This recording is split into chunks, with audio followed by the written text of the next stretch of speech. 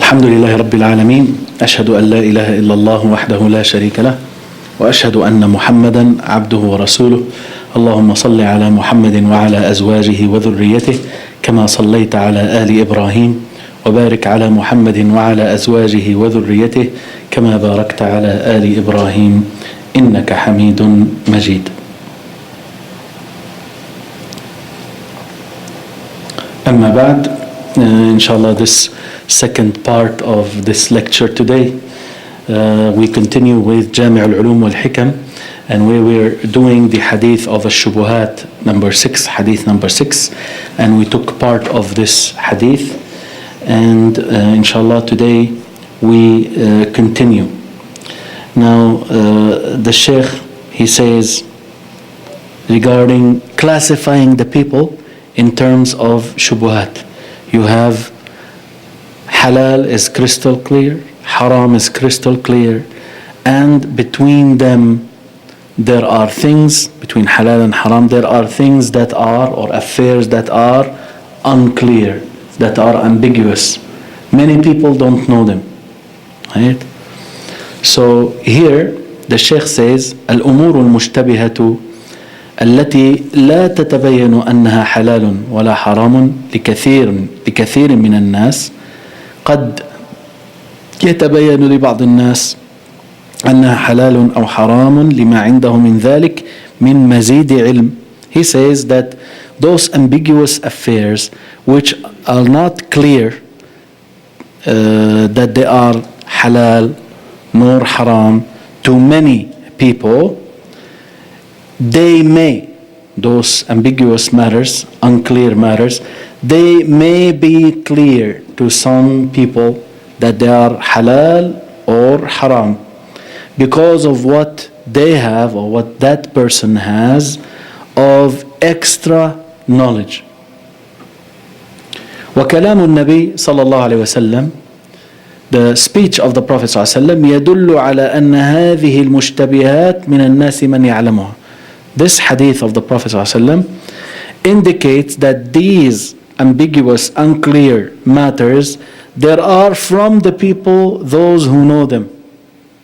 وَكَثِيرٌ مِّنْهُمْ لَا يَعْلَمُهَا, and a lot of them don't know them. So those unclear, ambiguous matters, this hadith proves that most people don't know them. But it also indicates that there are people who know them. Right? وقوله صلى الله عليه وسلم, his statement عليه الصلاة والسلام, فمن اتقى الشبهات, so the one who avoids ambiguous, unclear matters, فقد استبرأ لدينه وعرضه, then he has surely sought to clear his deen, religion, and his honor, عرض. ومن وقع في الشبهات وقع في الحرام. And the one who falls into ambiguous, unclear matters, then he has fallen into haram, into prohibited things.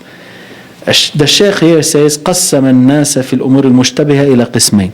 He classified the people in terms of ambiguous, unclear matters into two categories. وهذا إنما هو بالنسبة إلى من هي مشتبهة عليه وهو ممن لا يعلمها. This classification of two categories, he says, it is only relating to the one whom those matters are ambiguous and unclear for him, and he is from those who don't know them. Right? So you have من اتقى الشبهات, the one who avoids the ambiguities, and the one who doesn't. Right? This classification is for those who don't know. He don't know this is halal or haram. Right?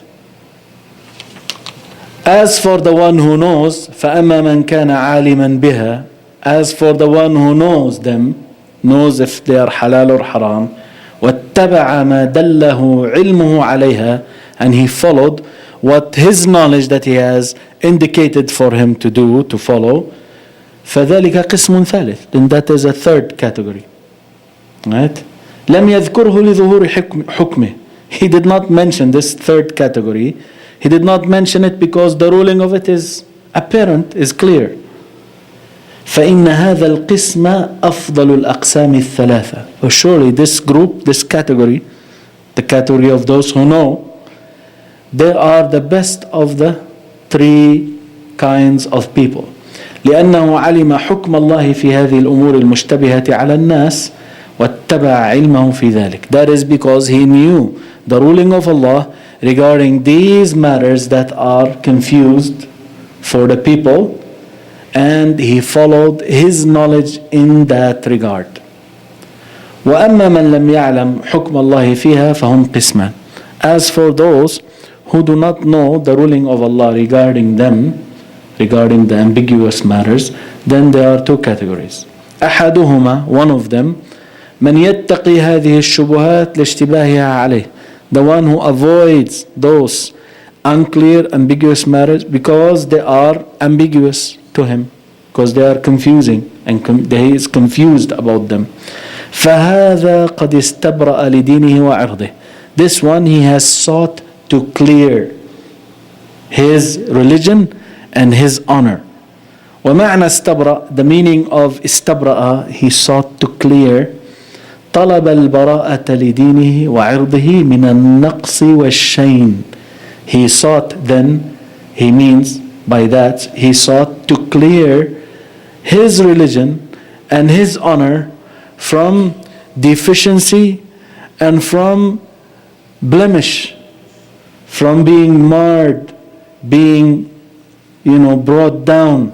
Shame, you have shame, which means ugliness or horrible thing. Opposite is zain, something beautiful, something nice. And we had this hadith before about praise and dispraise. That man who came to Rasulullah ﷺ, the Bedouin Arab, and he said, surely my praise is so good. Inna madhi zayn. Wa inna dhammi shayn. And my dispraise is so not nice, so bad. He told him, ذلك Allah Azza wa Jal. That is Allah Azza wa Jal. If he praises, his praise is good. If he dispraises, then his dispraise destroys that person. Because it's true, what he says about him is true. Unlike what many people, the created beings, they praise someone, he doesn't have that quality at all. They say about him he is brave and he is the worst coward. They say about him he is, bad and he is so good. Right? So this is the case. The one whose praise matters is Allah subhanahu wa ta'ala the most. Right? First and foremost.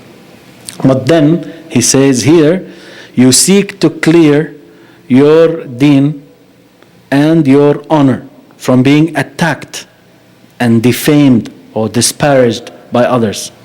وفي هذا دليل, in this there is a proof, على أن من ارتكب الشبهات فقد عرض نفسه للقدح فيه والطعن. The one who commits, the one who performs things that are mushtabihat, ambiguous, and things that are unclear, halal or haram, then he has exposed himself to qadh, defamation, qadh fi, defamation, والطعن, being disparaged. He exposed himself to defamation and disparagement. كما قال بعض السلف, as some of the pious predecessors said, من عرض نفسه للتهم فلا يلومن من أساء به الظن. The one who exposes himself to condemnation, then let him blame no one who has evil thought about him. Right? The one who exposes himself to condemnation, to being condemned, to being doubted, right? Let him blame nobody who would have a bad thought about him. Right? Someone who's just coming out from the beer store, what is he doing there? Right? Was he advising the people not to buy or something? He could be, doing something else, but normally you are not in this position. And if it happens, you need to just say, my car broke down, no cell phone, I got to use the phone, the pay phone inside. You have to clear yourself, This is not encouraging the people to think evil and be sinister about people. This guy, he's this, right? This is not what it is encouraging, but it is encouraging you to not put yourself in situations where you are condemned or doubted or suspected, right? He said, في رواية, in one narration of this hadith in the Sunnah of At-Tirmidhi, Sheikh Al-Albani authenticated this version of the narration. It says, فَمَنْ تَرَكَهَا اسْتِبْرَاءً لِدِينِهِ وَعَرْضِهِ فَقَدْ سَلِمْ. The one who left them, the ambiguous matters, seeking to clear his deen, his religion and honor, then فَقَدْ سَلِمْ, surely he became safe and sound, right? والمعنى, the meaning, أنه يتركها بهذا القصد. The meaning here now, that he leaves it with this intention. The intention of وهو براءة دينه وعرضه من النقص. And that is to clear his religion and his honor from deficiency, from being attributed to imperfection, right? لا لغرض آخر فاسد من رياء ونحوه. Not for another reason, another objective that is a false, that is a corrupt objective of show off and the likes, right? You do not put yourself in those doubtful matters and places and actions and situations seeking to have your deen and honor be free from any blemish, right? Not, so and so, right? With showing off to others, right? So that they will think, this person is really, mashallah, pious, and he is this and he is that. Not for, this is a false, corrupt objective. Rather, you free yourself, you free your deen, your religion and honor from any spotting, any spot or dark, point. You don't want to have anything, question marks on you. With this intention, then this is praiseworthy, right? وفيه دليل على أن طلب البراءة للعرض ممدوح كطلب البراءة للدين. In this hadith, there is a proof that seeking to clear the honor is praiseworthy, like seeking to clear the religion, right? The honor, anything that is to be praised or dispraised regarding you or regarding anything that is related to you, your family members, your, عرض. This is what they called عرض. We translate as honor, although it is not, exact, but then that's, Allah knows best, as close as it can be, right? And you don't want to be dishonored in any way regarding yourself, regarding your family members, regarding anything related to you in any way. You don't want to be somehow dishonored, right? طيب. القسم الثاني, so you have the first group, those who avoid doubtful matters. The second group, من يقع في الشبهات مع كونها مشتبهة عليه. This group, they fall into doubtful matters, ambiguous matters, yet they are actually ambiguous and confused for him. He doesn't know, but he does them. But he doesn't know if they are halal or haram. He said, فأما من أتى شيئا مما يظنه الناس شبهة. As for the one who does something which the people think it is a doubtful matter, لعلمه بأنه حلال في نفس الأمر, because he knows that it is allowable in the reality of the affair itself. فلا حرج عليه من الله في ذلك. There is no sin against him from Allah in this regard. Yes, they think it's doubtful, but he knows it's halal, right?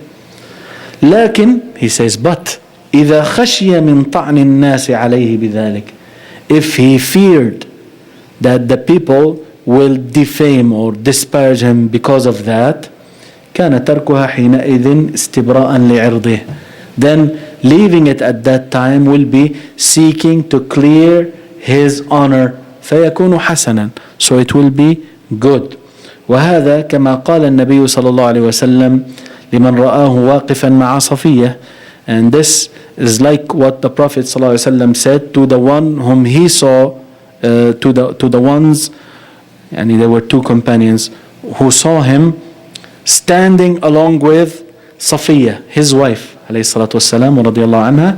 He said إنها صفية بنت حيي. He said this is Safiya, the daughter of Huyay, يعني meaning this is my wife. So they were passing by and they saw him with a woman, so he told them that this woman is actually my wife, so that they will have nothing in their minds. Of course they said Subhanallah, يعني right? They said Subhanallah, يعني all glory be to Allah, يعني amazed, they couldn't think, right? But Rasulullah sallallahu alaihi wasallam, he doesn't want any doubt to come to their hearts, especially about him alayhi salatu wasalam. If you doubt someone, is not like you doubt the messenger alayhi salatu wasalam, that has a different ruling, right? وإن أتى ذلك لاعتقاده أنه حلال, if he does this ambiguity or this doubtful matter because of his belief that it is halal, it is permissible, إما باجتهاد سائغ, so he believes it's halal either because of an acceptable ijtihad. Ijtihad is to put in the effort to exercise your judgment to reach a conclusion. So either because of this ijtihad that is acceptable, sa'ir, someone who doesn't know anything about the religion and he is doing ijtihad, is not sa'ir. It's not acceptable. You're not qualified. What is this? أو تقليد سائغ. So you have someone who does it based on exercising his judgment, and that is acceptable from him, or taqleed, following someone else. Taqleed سائغ, that is acceptable. There is taqleed, there is sa'ir, that is acceptable, allowable, right? Because if you have no ability, you don't have the tools to reach the ruling from the Quran and the Sunnah, so you ask someone that you know to be knowledgeable and pious. Khalas. If he told you it's haram, you leave it. If he told you it's halal, you do it. He is responsible because you can't reach the conclusion. So this taqleed, although you imitated him, right? But this taqleed here is sa'ir, is acceptable, right? وَكَانَ مُخْطِئًا فِي اعْتِقَادِهِ, yet he was wrong in his belief. So someone does something believing it's allowable, either because he is mujtahid, he has the knowledge to reach the conclusion, he thought it's halal, or he followed someone who told him it's halal, who's knowledgeable, but yet he was wrong, it was not halal, right? وَكَانَ مُخْطِئًا فِي اعْتِقَادِهِ فَحُكْمُهُ حُكْمُ الَّذِي قَبْلَهِ, the ruling of this person is the ruling of the one that has passed before. يعني inshallah there is no sin involved.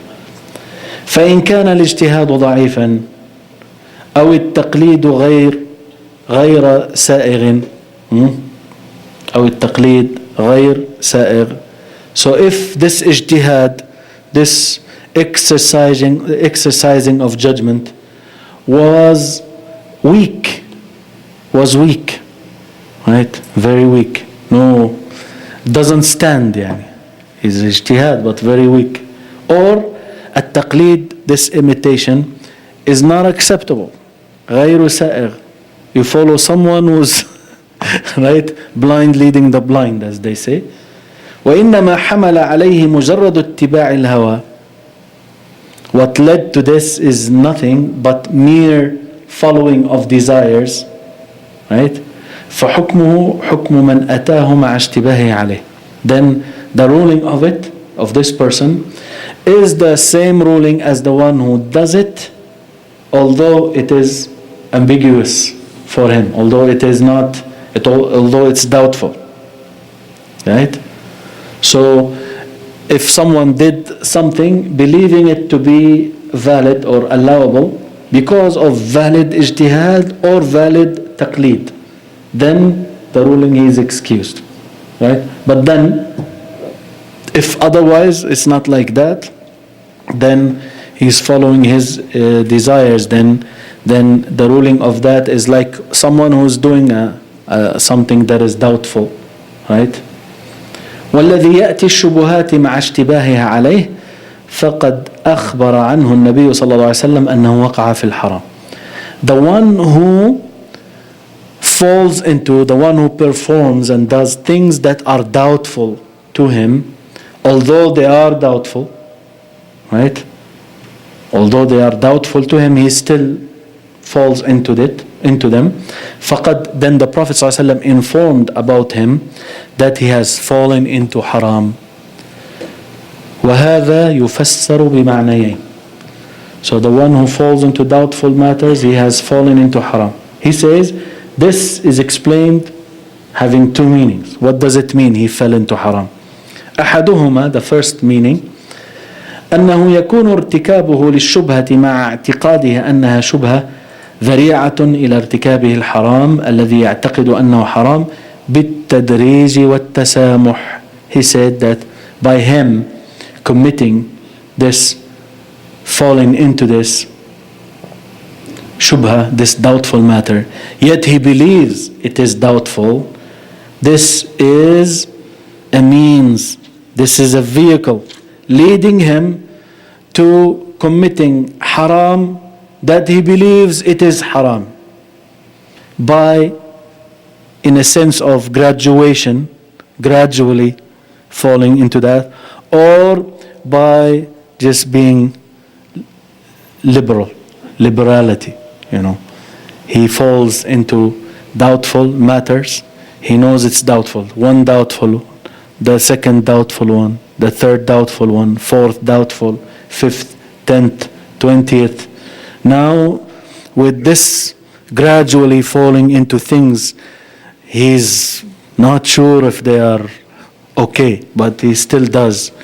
And again, with this gradually falling into it, being even more liberal in falling into that, then he will fall into that which is really haram. He knows it's haram.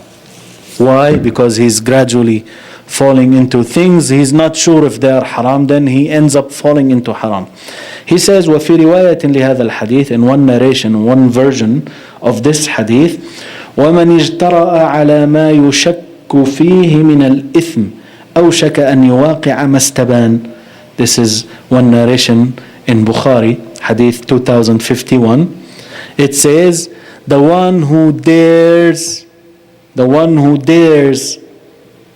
to do what is doubted, ما يشك فيه, the one who dares, he is bold, and he has the guts, his heart now becomes strong, you know, he dares to do things that are doubted, right? Doubted to be haram, يشك فيه من الإثم, doubted to be a sin, أوشك, he is about to fall into that which is clearly sin, mastaban.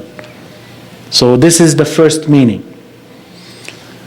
The one who falls into doubtful matters, he falls into haram.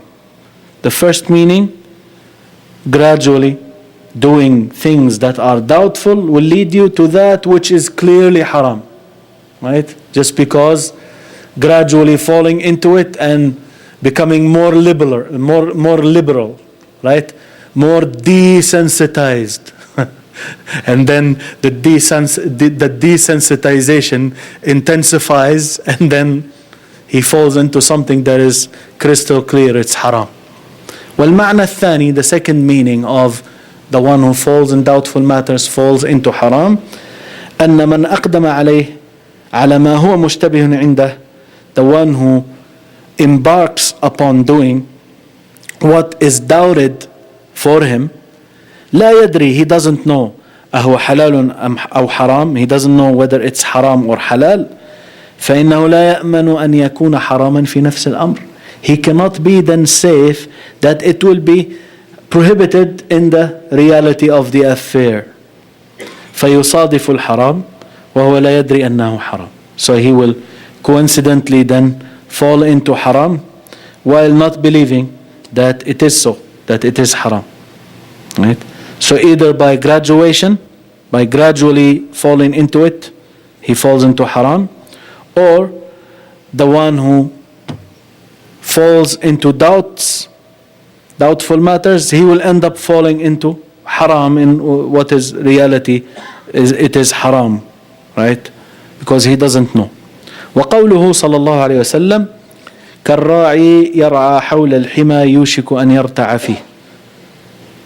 Like the shepherd, he has his flock of sheep, يعني roaming, eating the grass around the area that is guarded by the king, the sanctuary.